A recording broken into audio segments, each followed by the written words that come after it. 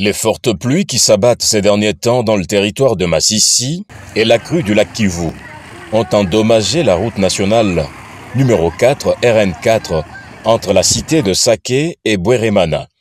Le gouverneur de province, le lieutenant-général Constant Ndima Kanga, soucieux de cette situation, a dépêché ce jeudi 5 mai une mission pour inspecter cette route d'utilité publique.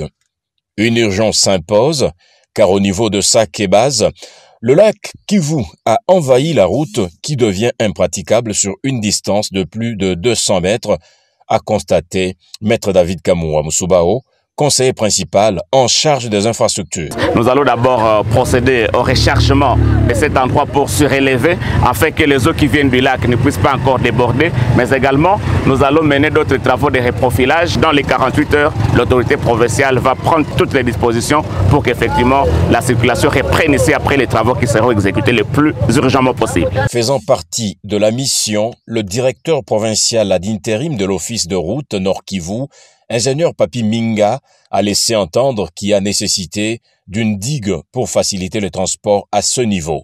En tant que technicien, il y a eu les eaux de lac qui a débordé la nationale. Alors l'urgence d'abord pour le moment, c'est d'abord faire évacuer le véhicule et faire passer le trafic. Donc nous allons d'abord commencer à faire les rechargements comme travaux préparatoires. Et les gros travaux, nous allons envisager une digue ici, je crois de 500 mètres, où on doit rehausser et on va poser un peu les bises pour que l'eau puisse passer calmement. Les éboulements sont aussi visibles sur certains points dans cet axe routier. C'est notamment à Chacha. Les eaux de pluie et de pierre ont emporté plusieurs maisons, des habitants traînant tout sur leur passage. Il y a eu un grand incident. Au moins 50 maisons ont été détruites. Nous n'avons pas où dormir. Nous dormons chez les voisins. Deux fois c'est ici ou bien là-bas. Nous avons même perdu tous nos bananeraies. Nous les avons perdus. Notre besoin, c'est que vous puissiez construire pour nous. Nous avons tout perdu. J'ai même perdu mon fils de 7 ans. Il est décédé.